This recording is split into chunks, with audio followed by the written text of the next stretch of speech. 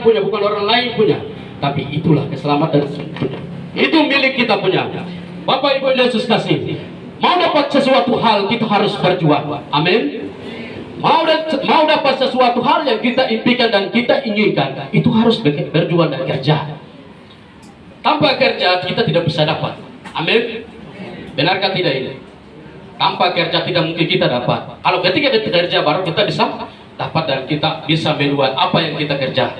Bapak Ibu Yesus kasih, kita mengerti bahwa orang yang sudah benar-benar merindukan keselamatan yang kita impikan hari ini, kalau sudah ada di dalam diri kita, orang itu berharga di mata Tuhan.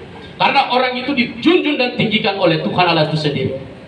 Bapak Ibu Yesus kasih, inilah kesempatan. Ambillah komitmen. Komitmen itu orang lain yang mengatur Anda, tapi sendirilah ambil komitmen. Bapak Ibu yang Yesus kasih, pokok pembicaraan di kesempatan pada saat siang hari ini adalah hanyalah Tuhan saja yang setia dan mengerti perasaan kita. Amin. Andalah Tuhan saja yang mengerti isi hati kita. Tuhan tahu tulang sumsum di dalam diri kita.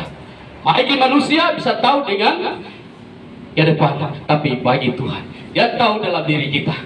Maka itu, mari kita ambil komitmen untuk berjuang melakukan hal kebenaran dalam diri kita, dalam hidup kita, dalam perjuangan kita. Itu yang Tuhan diinginkan di hari ini. Bapak Ibu yang Yesus kasih, jadi Tuhan setia. Apa yang kita balas hari ini kepada Tuhan?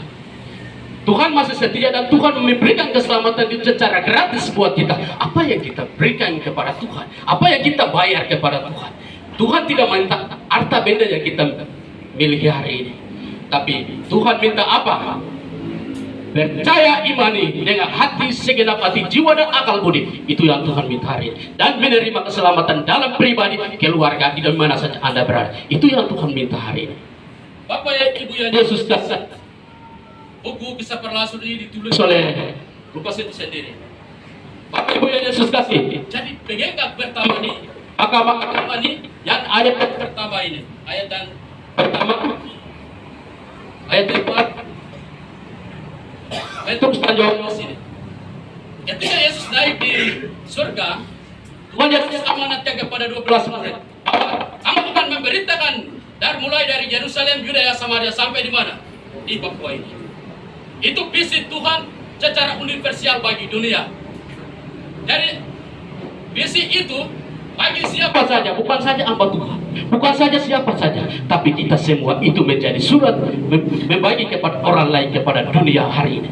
Dunia membutuhkan kita, kita harus membagi kepada dunia ini. Dunia memerlukan Anda dengan saya.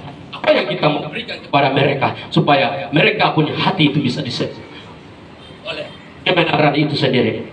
Bapak Ibu yang Yesus katakan, jadi sebelum naik Tuhan Yesus di surga, Dia pesankan bahwa bukan kamu saja, tetapi ada penolong yang sejati, yang adalah motivator, yang adalah inspirasi, yang adalah guru terbaik. Yaitu siapa? Roh Kudus. Roh Allah masih bekerja sampai hari ini. Roh Allah masih memberikan motivasi, memberikan kekuatan buat dalam hidup kita. Adalah roh yang hidup, roh yang datang daripada Tuhan itu, roh yang datang daripada Allah itu. Roh dunia dengan roh Tuhan tidak sama. Roh dunia hanya di apa? Dia punya kemauannya hanya kedanginan manusia. Tapi roh Tuhan itu adalah roh yang benar ada. Bapak Ibu yang Yesus kasih, roh Tuhan selalu ada pada kita. Dan keselamatan yang sesungguhnya ada di dalam diri kita. Apakah keselamatan itu mau mempertahankan dalam hidup atau tidak, menjadi ber buat kita untuk kita menjawab bersama. Bapak Ibu yang Yesus kasih, di pagi hari ini kita melihat ada tiga faktor yang kita perlu gali dan dengar bersama. Bagian yang pertama, kebutuhan terbesar setiap orang ada keselamatan. Amin.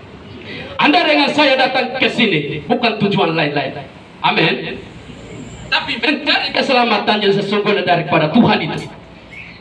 Bapak Ibu yang Yesus kasih, mengapa kita memiliki keselamatan? Mengapa?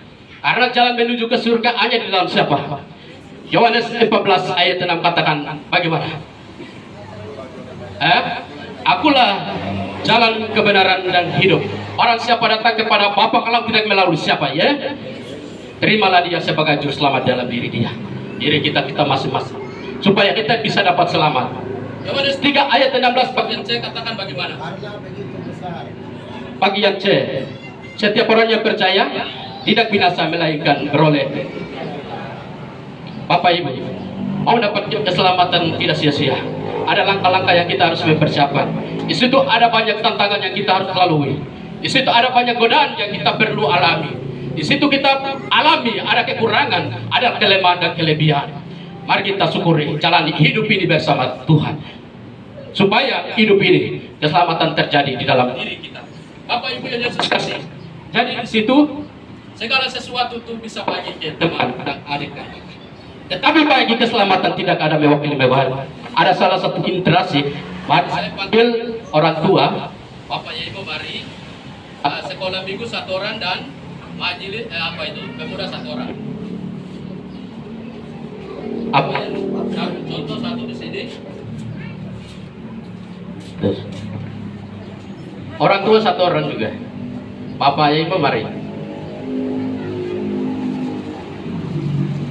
Saya beli kue ya, jangan ingin di sini lagi. Ini siang jam 8. Ini, Bapak buka baru foto-foto dengan adik. Baik kan.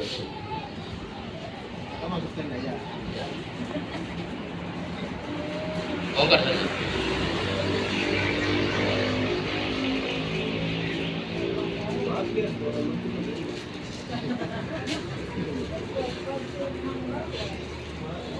Makan ya, makan. Jangan ini ya, jangan ingin mereka sendiri. Oke, makan ya, Yesus. Makan, supaya mereka lihat. Makan, makan lagi. Buka masker, makan. Oke, terima kasih Tuhan Yesus memberikan duduk. Kita ada di dunia ini bisa bagi-bagi hal jasmani, hal luar. Bisa bagi-bagi ya. Tapi hak keselamatan tidak bisa bagi. Amin. Berjuang pribadi, hakmu pribadi, tidak ada yang bagi-bagi. Selagi masih ada hidup, ini anugerah Tuhan. Mari kita berbagi-bagi. Mari kita membagikan dengan terbaik bagi kita sesama manusia, supaya Tuhan memberkati kita dan keselamatan itu terjadi dalam diri kita. Itu yang Tuhan mau hari ini. Bapak Ibu yang Yesus kasih, mari kita masuk dalam bagian kedua. Bagian yang kedua adalah menderita bagi Yesus itu ada unik, indah. Menderita bagi Yesus dan pelayanan itu indah. Bapak Ibu Yesus kasih, mengapa kita harus menderita? Karena mengikut Yesus itu memikul salib. Amin. Mengikut Yesus itu memikul salib. Tanpa menderita hidupmu sia-sia belaka. Umat Tuhan penting menderita kalau mau mengikut Yesus. Bapak Ibu yang Yesus kasih, apalagi Yesus saja sudah menderita full. Dihina, dicombak, dicaci maki, dibunuh. Apalagi kita manusia. Hanya dia punya kuasa saja, punya super power saja, dia sudah alami segala macam tantangan. Kita itu manusia. Bapak Ibu Yesus kasih, apapun tantangan, selamat lewat Yesus. Jangan mundur dari tantangan dan kenyataan itu biasa dan terjadi. Tetapi terimalah dia dengan lapang dada, mengikuti itu dia, supaya hidupmu dan hidup selamat. Jadi kita boleh baca dalam Yohanes 11 ayat 1 sampai ayat yang ketiga. Yohanes 1 ayat 1. Kalau siapa nih sudah dapat bisa baca buat kita semua, suara yang keras. Yang keras. Yohanes 1 ayat 1. Pada mulanya adalah firman, firman itu bersama-sama dengan Allah dan firman itu adalah Allah. Yohanes 14 ayat 1.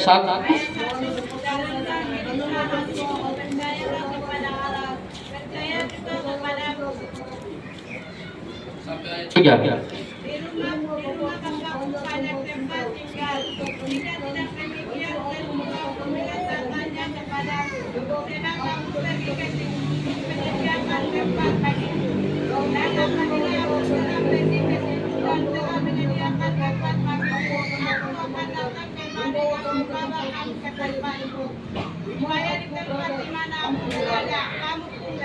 Luar biasa, Tuhan Yesus memberkati.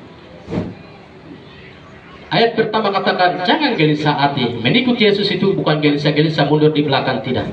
Tapi keputusan ada di tangan pribadimu dan pribadiku. Mari kita ambil keputusan. Mengikut Yesus tetap pada posisi yang ada. Inilah kesempatan. Kalau kesempatan dia berjalan, tidak mungkin dia kembali. Hari Sabtu tidak mungkin kembali jadi hari Senin, hari Minggu. Tidak ada. Hari yang tetap itu dia berjalan. Mari kita ambil kesempatan untuk kita menerima dan mengikuti tetap. Jangan gelisah hati. Percaya kepada Tuhan. Itu indah di dalam Tuhan. Bapak Ibu yang Yesus kasih, kita masuk dalam bagian yang ketiga. Ini jam 11:55. Bagian yang ketiga, jadilah pribadimu itu penegak kebenaran di tengah-tengah dunia yang sedang kacau ini. Apa? Jadilah pribadimu itu penegak kebenaran di tengah-tengah dunia yang sedang kacau dengan hal-hal tertentu ini. Bapak Ibu Yesus kasih, ada dengan saya sudah diitun oleh Allah. Ada dengan saya adalah tempat produk kebenaran di tengah-tengah dunia dan sesama manusia. Bapak Ibu Yesus kasih, jadi di Yohanes dengan Petrus ini mereka berhadapan dengan makam agama untuk tanyakan tentang kebenaran. Ini siapa yang pakai? Ini siapa? Tapi mereka dua ambil keputusan bahwa saya ini dituntun oleh Roh Allah. Itu keputusan mereka dua. Hari ini jangan dipikirkan dan jangan pikirkan adalah kita ini sendiri. Mari kita ambil komitmen untuk kita bertindak di atas negeri kita sendiri dengan kebenaran. Kasih tahu kalau salah berbuat dosa atau dosa dan kesalahan pada orang lain. Kasih tahu dengan hal kebenaran. Kasih tahu dan kasih tahu supaya ubahkan dia menjadi orang itu menjadi manusia. Itulah namanya visi utama bagi Kristus di tengah-tengah dunia ini. Bapak Ibu yang Yesus kasih, kalau ketika kita sampaikan hal yang tidak mengangkat hati buat Tuhan, atau orang lain melakukan hal yang tidak benar di hadapan kita katakan bahwa saudara, berubahlah, ini kesempatan. Ini kesempatan. Jadi tegur dengan hal kebaikan dan kebenaran. Itu yang dipikirkan dan apa yang Tuhan perintahkan buat kita itu sudah. Bapak Ibu yang Yesus kasih. Jadi melakukan hal kebenaran tidak memandang entah kau kecil kah, tua kah, muda kah, sudah rambut putih kah, sudah rambut apakah apa, tidak memandang. Mau kasih tahu kebenaran itu entah siapa saja. Bapak Ibu yang Yesus kasih. Jadi keselamatan itu berjuang pribadi. Kita melihat konteks lalu pada saat tokoh Alkitab yang bernama Sakius, orang yang pendek. Yesus lewat di Yeriko. Aduh, saya mau ketemu tapi saya ini orangnya pendek, tidak bisa ini nih. Saya kalau mandi dengan itu sakit, orang pendek. Di situ kerimun dengan manusia. Dia tidak bisa ketemu dengan Tuhan Yesus. Jadi Sakius itu dia berjuang. Aduh, saya ambil komitmen saya harus bertemu dengan Tuhan Yesus. Jadi dia berjuang, kerja keras. Jadi sesuatu hal mau dapat itu harus berjuang. Jadi dia berjuang, setelah itu dia naik di pohon hara. Dia mau ketemu Tuhan Yesus. Dia mau menerimanya keselamatan. Setelah itu dia berjuang. Yesus memandang ke sana. Ada di atas ini ada Sakius. Sakius, turunlah ke rumah ini, aku numpang bersamamu. Itu perkataan Tuhan. Aku, dia bilang, karena dia adalah pemungut cukai. Aku, oke. Dia hati yang gembira, dia terima dengan lapang dada. Dia pergi ke rumah. Jadi dia bilang bagaimana? Keselamatanmu terjadi di rumah ini. Karena keturunanmu adalah keturunan Abraham. Itu janji Tuhan. Jadi mau menerima keselamatan itu keputusan Anda dengan saya, saudara. Kalau Anda dengan saya tidak memiliki dan belum ada komitmen dan keputusan, jangan pikir bahwa saya itu ada di surga. Tidak ada, hanya pikiran saja ada di surga. Manusia ada di sini. Bapak Ibu Yesus kasih, ini firman Tuhan panjang. Kita tibakan di sini. Kesimpulan, di surga milik orang yang berjuang. Amin. Di surga, kesimpulannya, di surga milik orang yang berjuang. Sama saja dengan kampus. Ketika kita sudah kuliah sampai sudah puncak, kita mau dapat apa? Ya, biasa. Karena kita sudah berjuang mati-matian. Sakit lewati, susah lewati, bimbang lewati, apapun lewati. Inilah kesempatan kita ambil komitmen. Karena keselamatan masih menunggu Anda dengan saya hari ini. Mari kita ambil komitmen. Dan mari kita pastikan hidup dan hidupku. Hidup ini tidak lama lagi. Kematian ini tidak tahu kapan. Hanya rahasia bagi Allah. Mari kita ambil komitmen. Kita harus melakukan dan ambil komitmen keselamatan dalam diri kita. Tuhan Yesus memberkati.